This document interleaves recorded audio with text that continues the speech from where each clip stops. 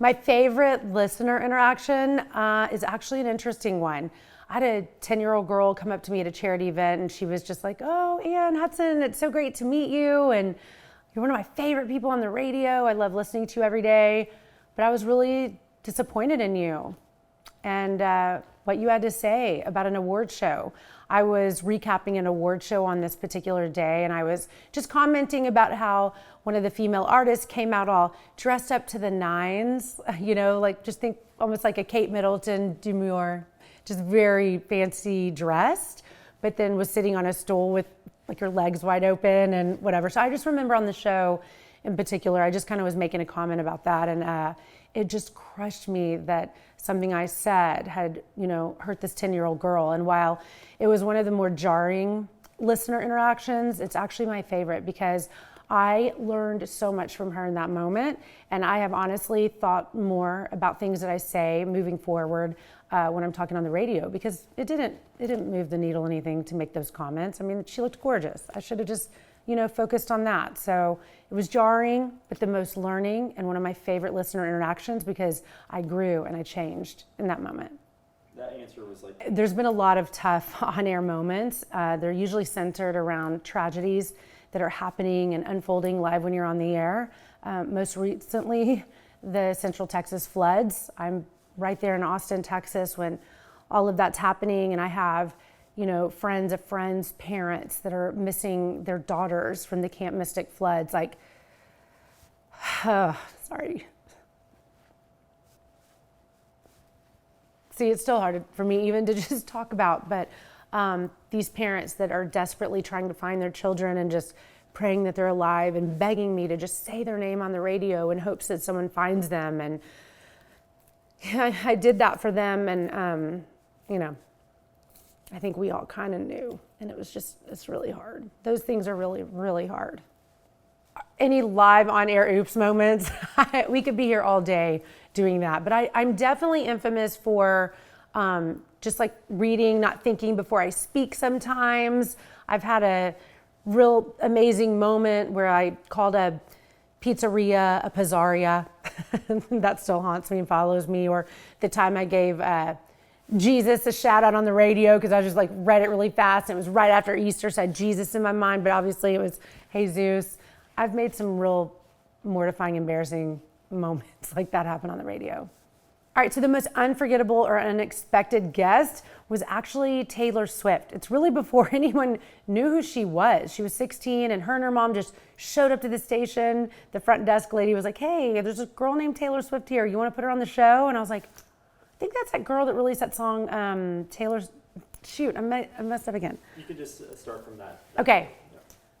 I think that's that girl that just released that song called Tim McGraw, because I thought, who is releasing a song called Tim McGraw? Which was smart, because it made me research her. So she came on the show, she sang Picture to Burn, which no one had heard yet. I don't think she had an album out yet.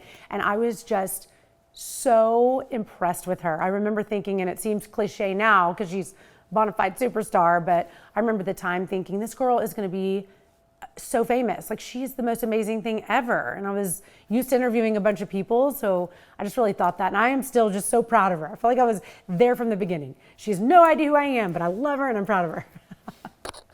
A challenge in radio that people don't see that much. Oh, I'd probably have to say egos, like navigating different egos. When you have a bunch of creatives, together, and egos and that kind of thing, sometimes it can get challenging to navigate, but I also at the same time embrace it because I think it's interesting and entertaining and fun. Am I allowed to say that? That's the truth. Is there a tradition or a segment that I love doing on the radio? I would have to say locally on my local show in Austin, it's my Austin Made segment. It's a segment that I get to interview different business owners. I really like to use my platform to focus on local Austin businesses that are creative and just killing it. It can be expensive to run a radio campaign. So I love to do that and kind of just offer it and give it back to the community. And I've met so many great people. I've gotten to introduce our community to great people and businesses they may not have known about because, you know, they're local, starting out, whatever. So it brings me so much joy. And I also think it's really like giving back to the community and bringing joy to the community because they're learning about a ton of different local businesses they had no idea existed. It means a lot to me. I love that segment.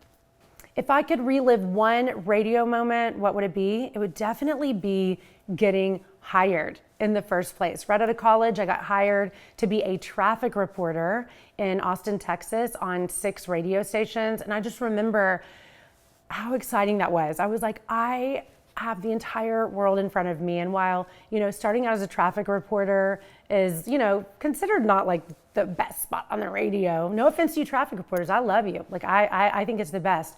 I just was so happy that I got the opportunity and I knew what I wanted to make of that opportunity and I continue to do that. I continue to do it. You can make anything possible. You just get that foot in the door and you can make anything happen. And so I would honestly relive that moment because it was just the most exciting time and I felt like the door was wide open for me to do with this career what I wanted to do. And I love it. And I love that moment.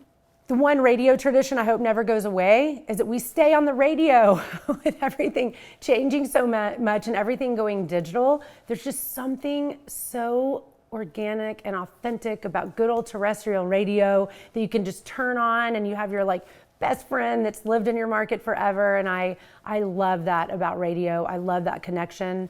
It's just one of my favorite things. So with everything changing so much, that's one tradition I hope never goes away is that we stay terrestrial forever, that there's always that opportunity because it's the best. I mean, it really is.